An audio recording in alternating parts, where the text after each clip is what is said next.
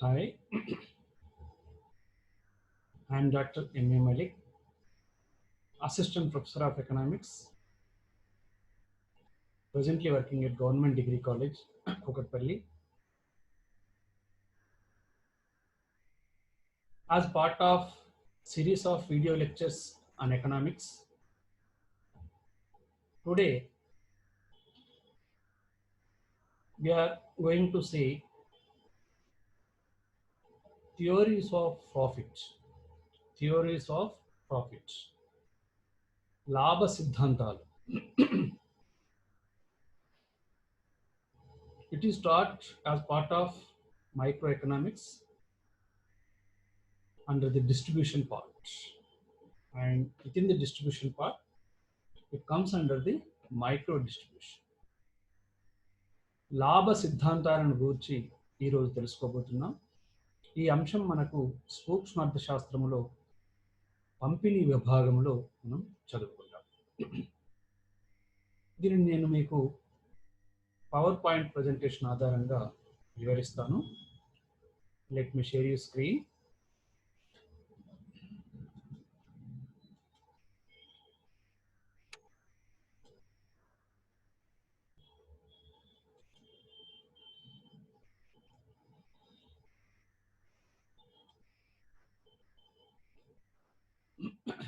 Theories of profits we are going to discuss today.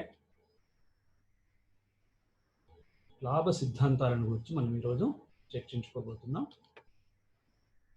ముందుగా first let us see what is mean by profit. What is the meaning of profit?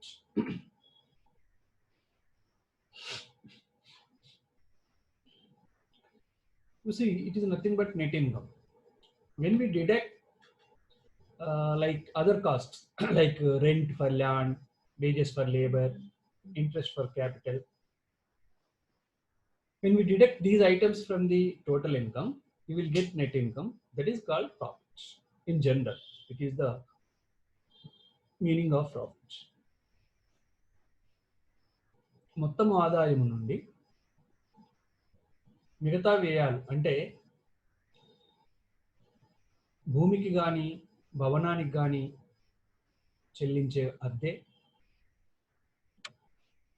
కార్మికులకు ఇతర నిర్వాహకులకు చెల్లించే వేతనం, రుణాన్ని తీసుకున్నప్పుడు క్యాపిటల్ కోసం రుణాన్ని తీసుకున్నప్పుడు రుణం మీద చెల్లించే వడ్డీ, మిగతా ఏవైనా వ్యయాలు ఉంటే వాటిని మనకు మొత్తం వచ్చిన ఆదాయం అంటే వస్తు ఉత్పత్తిని అమ్మగా వచ్చిన ఆదాయం నుండి ఈ వ్యయాన్ని తీసివేస్తే వచ్చేదాన్ని లాభము అంటారు. నికర ఆదాయము లేదా లాభము అంటారు. So when we deduct wages, interest and rent and other costs from the total income, we will get net income. That is otherwise called profit. So regarding profit, there is a concept called gross and net profit. స్థూల మరియు నికర లాభము అనే ఒక భావన ఉంది. స్థూల లాభము నికర లాభము అంటే ఏమిటంటే net profit is nothing but part of gross profit. That means gross profit include some other items besides net profit.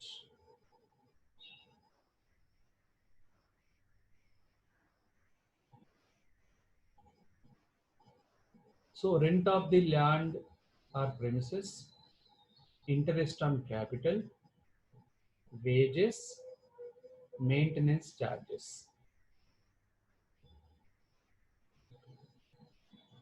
Rent of the land or premises in the sense here, previously we told if we deduct these rent, interest, wage and other charges from the gross income, we will get net income, that is net profit.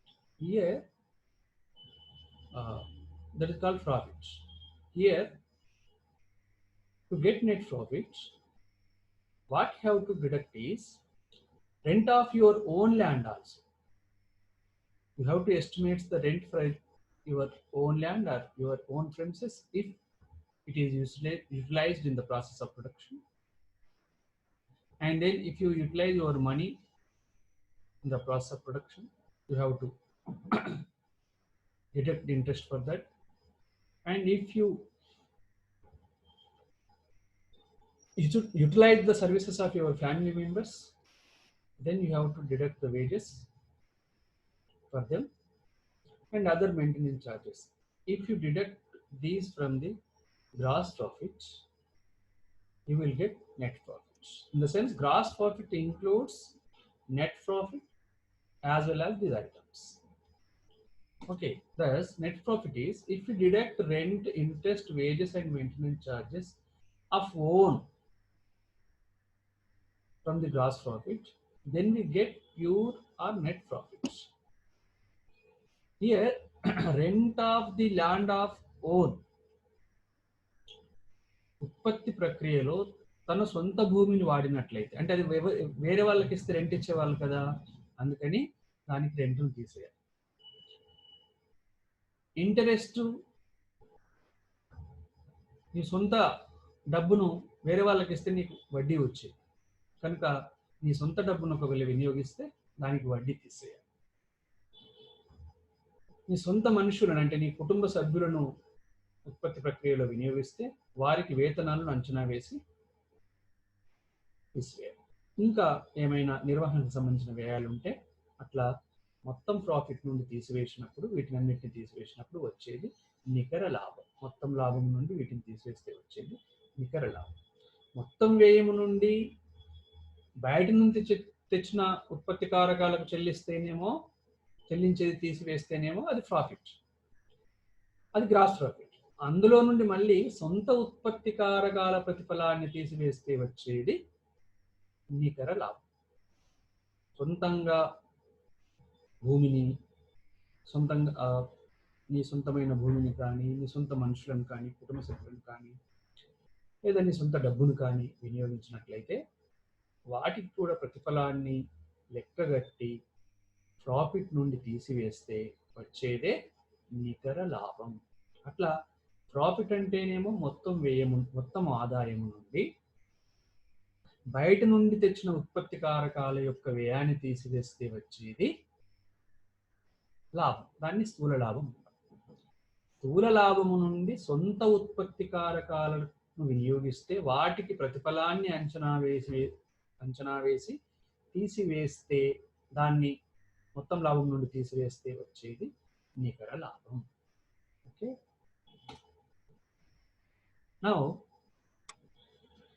how this profit is determined or why this profit is taken. Actually, what is the profit? Regarding all these questions, there are some theories which explain the profit as a theory.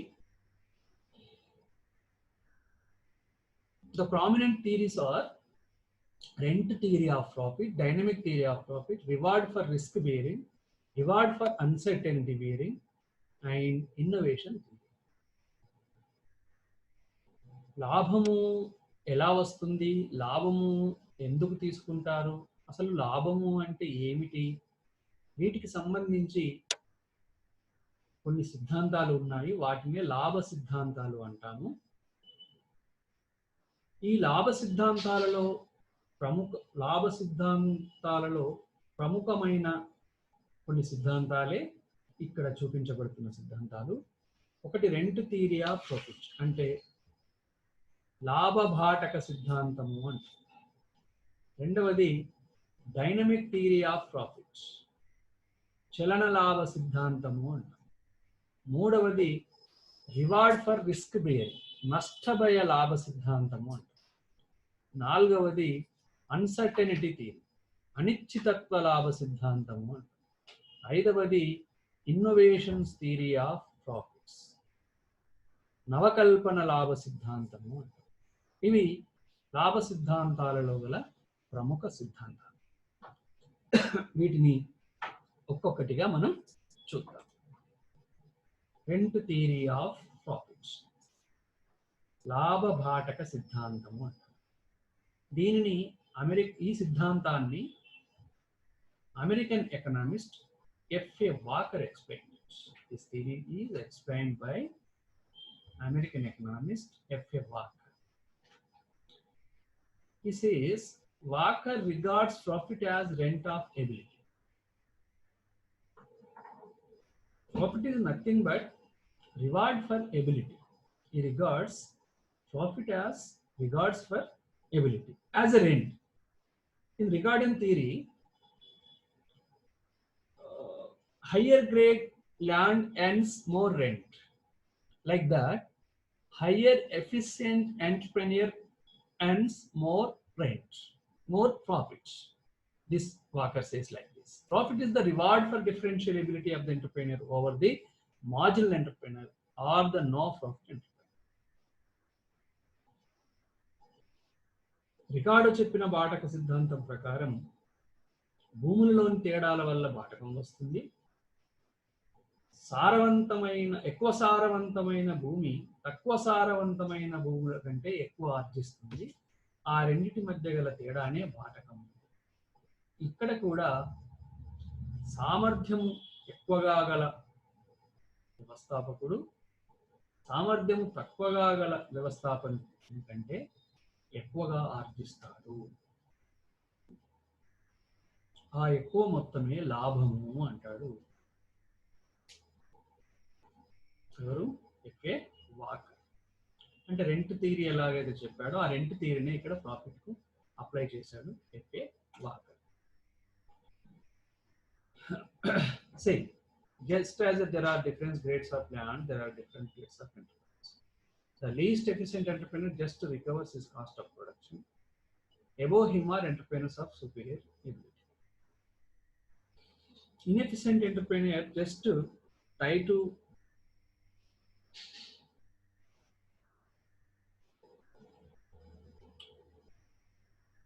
to get at least the cost, the production process income, but the entrepreneurs who gets more than the cost are the entrepreneurs who get profits. భూమిలోని తేడాల వల్ల వాటకం వచ్చినట్టే వ్యవస్థాపకుల సామర్థ్యములోని తేడాల వల్ల లాభం వస్తుంది అని సిద్ధాంతం చెప్తుంది. సాధారణ వ్యవస్థాపకుడు ఉత్పత్తి ప్రక్రియలో జరిగిన వ్యయాన్ని మాత్రమే ఉత్పత్తి ద్వారా రాబట్టుకుంటాడు. అంతకంటే ఎక్కువగా ఆర్జించిన వారందరూ లాభాన్ని పొందుతారు. ఎంత ఎక్కువ ఆర్జిస్తే అంత ఎక్కువ లాభాన్ని పొందుతారు వారి వారి సామర్థ్యాలను బట్టి అని ఎఫ్ఏ వాకర్ లాభాన్ని గురించి లాభ సిద్ధాంతం చెప్పారు. ఈ సిద్ధాంతంపై ఉన్న విమర్శ ఏంటి? రికార్డో థియరీకి ఉన్న వీక్నెసెస్ అన్నీ కూడా, బలహీనతలన్నీ కూడా ఈ సిద్ధాంతానికి. ఒకవేళ లాభం రాకపోతే, if there is no profit, as Ricardo said, that is a marginal land, you can't say here the inefficient entrepreneur. There are many other causes which led him to incur losses or make equal income to cost. That doesn't mean efficiency. Moreover, this theory fails to explain the size of the profit. How much profit people will get. This aspect also not explained. So one thing is very important here. Entrepreneurs get profits because of their efficiency, if Walker says. But the criticism is, if some entrepreneur is not getting profit, entrepreneur is not getting profit, it doesn't mean he's inefficient. There are some other factors in spite of his efficiency may lead to losses. So in this aspect, this theory was criticized. Next, dynamic theory of profit, Chalana Labha Siddhantam.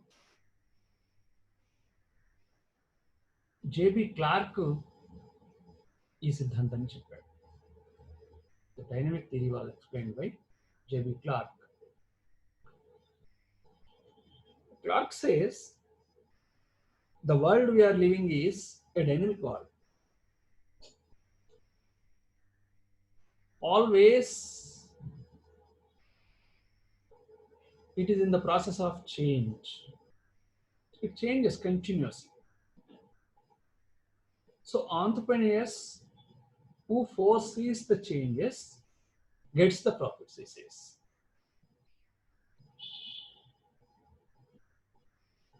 మనం నివసిస్తున్న ప్రపంచం నిరంతరం మారుతూ ఉంటుంది. ఈ మారే పరిస్థితులను అంచనా వేసి అందుకు అనుగుణంగా తన ఉత్పత్తిని చేసేవారు లాభం పొందుతారు అని ఈ సిద్ధాంతం. ఆర్థిక వ్యవస్థలో నిరంతరం జరిగే మార్పులను గమనిస్తూ అందుకు అనుగుణంగా తమ ఉత్పత్తిని మార్చుతూ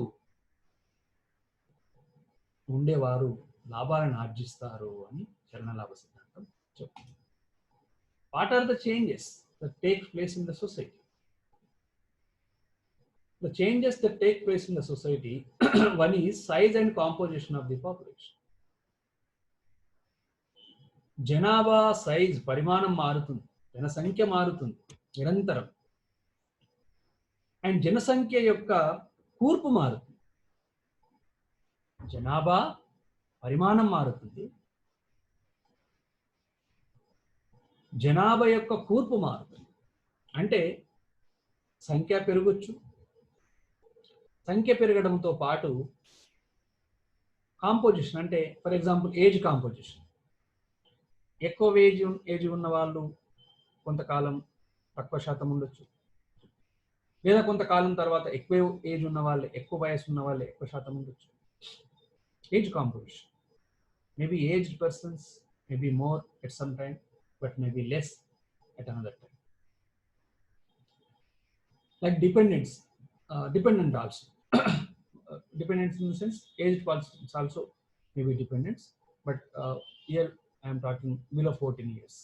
These people's composition also may be less ones and maybe more ones.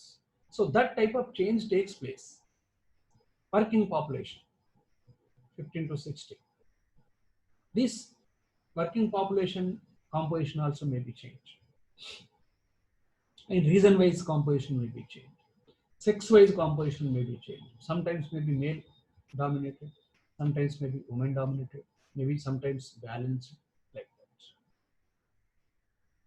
Otherwise, India, like a country like India, Indian context, the Indian society is concerned, castes, religions, caste composition may be changed, religion composition may be changed.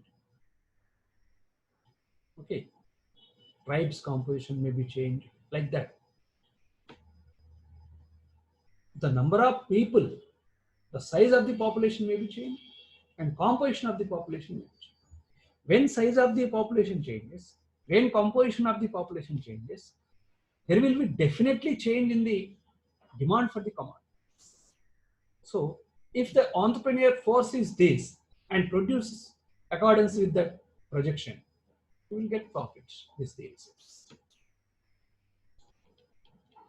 Not only size and composition, the number and variety of human tastes and desires. ఎప్పుడైతే జనాభాలో కూర్పు మారుతుందో, కోరికల పరిమాణం మారవచ్చు, కోరికల యొక్క రకాలలో తేడా రావచ్చు. వాటిని గమనిస్తుంది. If the entrepreneur observes this What are the changes taking place in the tastes and desires? And what is the quantity increasing level of these tastes? So production is to be done accordance with that, and profits may be get. జనాభా పరిమాణంలో మార్పు వస్తుంది, జనాభా కూర్పులో మార్పు వస్తుంది. దానికి అనుగుణంగా జనాభా కోరికలలో, జనాభా అభిరుచులలో, జనాభా కోరికల సంఖ్యలో మార్పు వస్తుంది. వీటిని గమనించాలి ఉత్పత్తిదారు. అంతేకాదు ఉత్పత్తి పద్ధతుల్లో తేడా వస్తుంది. The technique of production may be changed. Sometimes maybe traditional production process may be used, like cord bullets, wooden floor. But modern techniques may be applied, like now plowing with machinery, harvesters, electric motors, like that. The production process may be changed. The technique of production changed. That producer has to keep it in mind. And technical knowledge will be changed. And commercial organization setup will be changed. So these changes are taken in society and in the world, and these changes are to be taken into consideration while producing the commodities or services. Then only entrepreneur will get the profits. This is called dynamic theory of profits. The society, otherwise the world, the universe is dynamic. So entrepreneur must be dynamic. చరణలాభ సిద్ధాంతం చెప్పేది ఏంటంటే ప్రపంచం ఎప్పుడు మారుతూ ఉంటుంది. మారిన ప్రపంచాన్ని, మారుతున్న ప్రపంచాన్ని అంచనా వేసి దానికి అనుగుణంగా ఉత్పత్తిలో మార్పులు తీసుకొచ్చేవాడే లాభాన్ని ఆర్జిస్తాడు. చలనత్వం, ఎప్పుడూ చలనత్వం ఉండాలి. చలనత్వం వ్యవస్థలో ఉంటుంది కనుక చలనత్వం ఉత్పత్తిదారుల్లో ఉండాలి. అలాంటి ఉత్పత్తిదారుడు లాభాన్ని ఆర్జిస్తాడు అని చలన లాభ సిద్ధాంతం చెప్తుంది. క్లార్క్ చెప్తుంది. చలన లాభ సిద్ధాంతం మీద ఉన్న విమర్శ.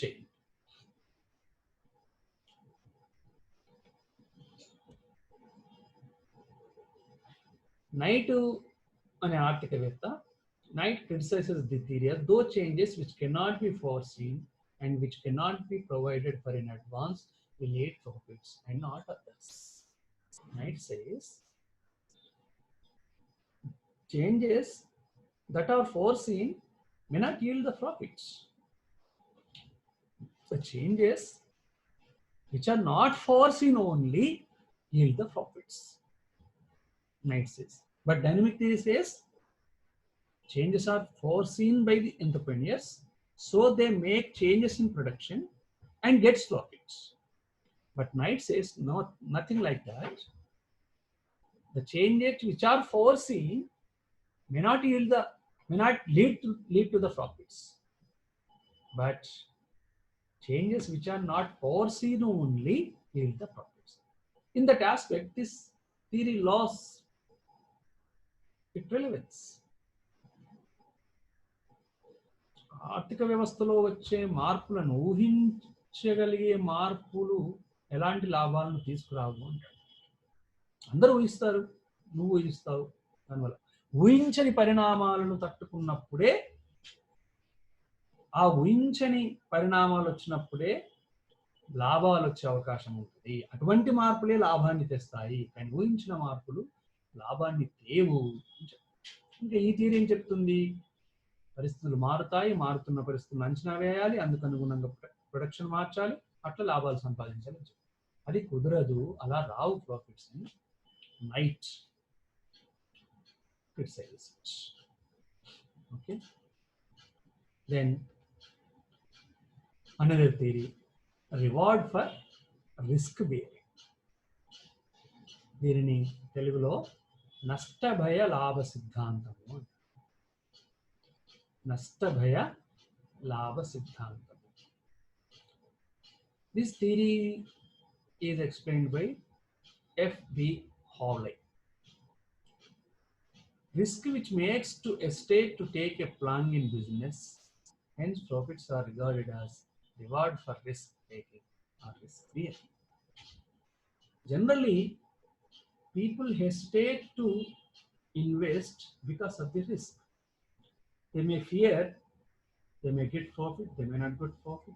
So the investment may be lost.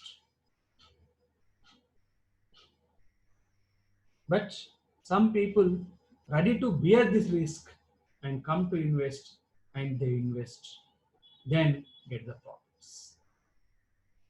So Hawley says profit is nothing but reward for the risk bearing or risk taking. నష్ట భయాన్ని భరించినందుకే లాభాన్ని ఆర్జిస్తాడు ఉత్పత్తిదారుడు. నష్ట భయాన్ని భరించినందుకే లాభాన్ని ఆర్జిస్తాడు ఉత్పత్తిదారుడు. నష్ట భయాన్ని భరించిన ఎందుకు? పెట్టుబడి పెట్టినప్పుడు నష్టం వస్తుందేమో అని భయపడితే పెట్టుబడి పెట్టలేదు. నష్టం వచ్చినా సరే అనుకోని పెట్టుబడి పెట్టిన వాడే లాభాన్ని ఆర్జిస్తాడు. అట్లా నష్ట భయాన్ని భరించడానికి భరించినందుకు ఉత్పత్తిదారుడు అనుభవించేదే లాభము అంటాడు holy. Okay, criticism of risk theory by Carver.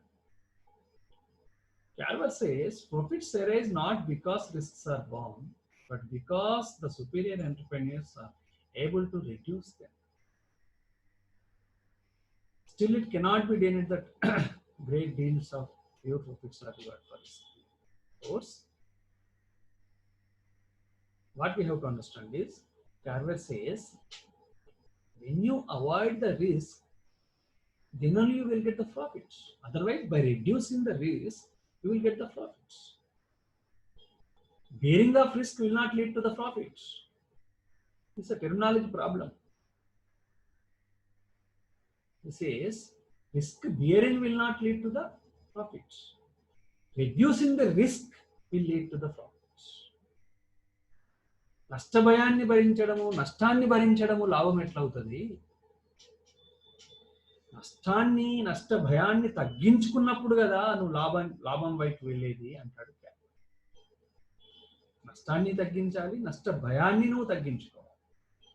అట్లా నష్ట భయాన్ని తగ్గించుకున్నప్పుడు నీవు పెట్టుబడి పెడతావు, అట్లా లాభాన్ని ఆర్జిస్తావు. Of course, there is a point in risk bearing.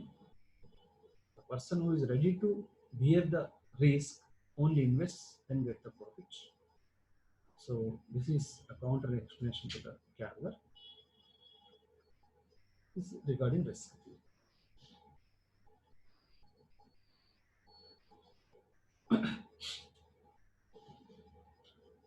Reward for uncertainty bearing.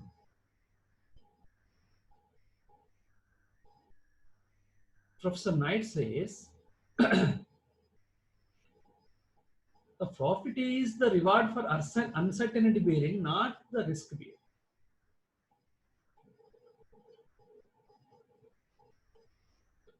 And he says risks are two types.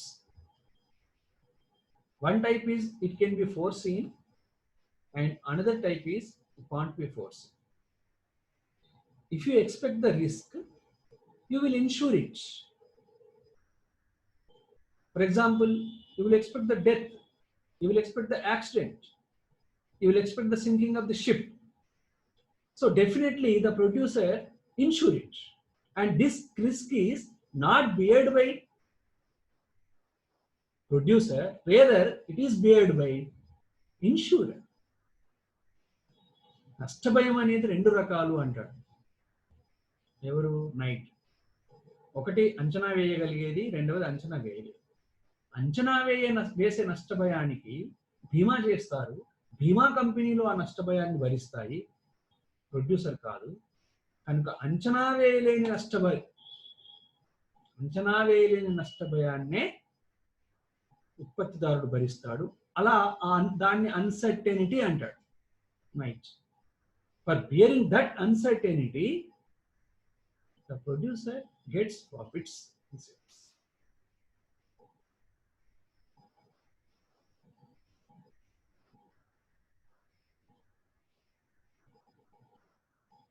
So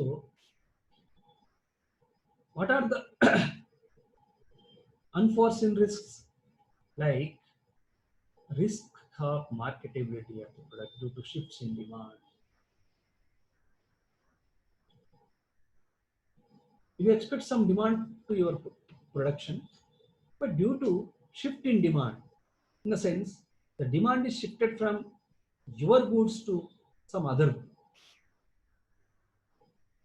due to change in the situation. So that cannot be expected. That cannot be expected. Unexpectedly, demand is shifted. So that type of risk is unforeseen risk, and that is called uncertainty. This uncertainty bearing leads to profits. Knight says, profit is reward for uncertainty. అనిశ్చితత్వ లాభ సిద్ధాంతం. ఈ సిద్ధాంతాన్ని చెప్పినది night. ఆయన ఏమంటాడంటే నష్టభయము రెండు రకాలు. ఒకటి ఊహించదగిన నష్టభయము, రెండవది ఊహించలేని నష్టభయం. ఊహించదగింది బీమా చేస్తారు. ఊహించలేని నష్టభయాన్ని ఎదుర్కొన్నందుకే దాన్ని అనిశ్చితత్వము అంటారు. ఆ ఊహించలేని నష్టభయాన్ని ఎదుర్కొన్నందుకు ఉత్పత్తిదారుడు లాభాన్ని ఆర్జిస్తాడు. ఆ ఊహించగలిగే నష్టభయం ప్రధానంగా డెత్ కానీ, ఓడ నీళ్ళల్లో మునిగిపోవడం కానీ, కాలిపోవడం కానీ, ఇలాంటివి. ఊహించలేనివి సడన్ గా మార్కెట్లో నీ వస్తువు డిమాండ్ పడిపోవడం, కౌంటర్ వస్తువు వచ్చి కానీ, ఇంకా వేరే వస్తువుకు నీ డిమాండ్ షిఫ్ట్ అయిపోయి కానీ, అది ఊహించలేదు. ఆ ఊహించలేని దాన్నే అనిశ్చితత్వము అంటారు. ఈ అనిశ్చితత్వాన్ని భరించినందుకు ఉత్పత్తిదారుడు పొందేదే లాభము అంటాడు నైట్. దీనినే అనిశ్చితత్వ లాభ సిద్ధాంతం. ఓకే, ఈరోజు మనం కొన్ని లాభ సిద్ధాంతాలు చూసాము. ఈ అనిశ్చితత్వ లాభ సిద్ధాంతం మీద ఉన్న విమర్శ ఏంటంటే, uncertainty is not the only factor that limits the supply of entrepreneurs. Lack of funds, lack of knowledge, lack of opportunities are some of the factors that restrict the supply of entrepreneurs. Night ఏమంటాడంటే అన్సర్టినిటీని వల్లనే ఉత్పత్తిదారులు అంటే లేదా పెట్టుబడిదారులు ముందుకు రారు అని అంటాడు. కానీ పెట్టుబడి చేయడానికి ముందుకు రాకపోవడానికి జస్ట్ అన్సర్టినిటీ కాదు, అనేక అంశాలు ఉంటాయి. వారికి ఫండ్స్ అందుబాటులో ఉండకపోవడం, సరైన పరిజ్ఞానం లేకపోవడం, అవకాశాలు దక్కకపోవడం, ఇవన్నీ కూడా ఉంటాయి. వీటిని పరిగణలోకి తీసుకోలేదు నైట్ అని ఒక విమర్శ. అంతేకాదు అన్సర్టినిటీ అనేది దాన్ని ఒక ఫ్యాక్టర్ ఆఫ్ ప్రొడక్షన్ స్థాయికి ఈయన తీసుకెళ్తాడు. అన్సర్టెనిటీని ఒక రియల్ కాస్ట్గా ఉత్పత్తిదారుడు భరించాల్సి ఉంటుంది, అంతేకాని అది ఫ్యాక్టర్ ఆఫ్ ప్రొడక్షన్గా చేసి దానికి ప్రతిఫలం లాభం అనడం సరైనది కాదు అని ఒక విమర్శ. Uncertainty must be the part of real cost, in the sense rather than the money cost, factors of production like producer has to bear some costs, hidden costs, some sacrifices. Uncertainty is something producer has to do sacrifice. So this sacrificing element must not be treated as a factors of production. It should not be elevated to the status of factors of production. That is the criticism.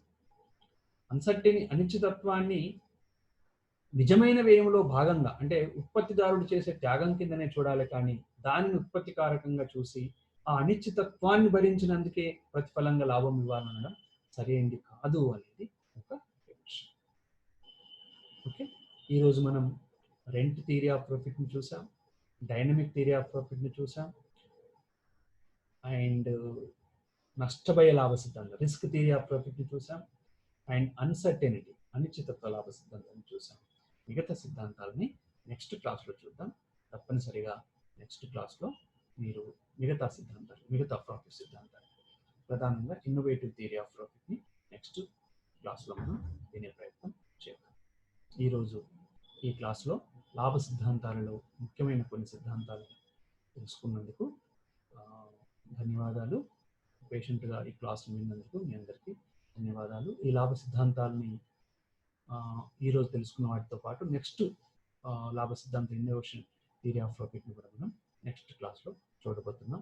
దాన్ని కూడా చూసి లాభ సిద్ధాంతాలను మీరు పరిపూర్ణంగా లాభ సిద్ధాంతాలపై మీరు పరిపూర్ణ అవగాహనకు రావాలని. Thank you very much for patient.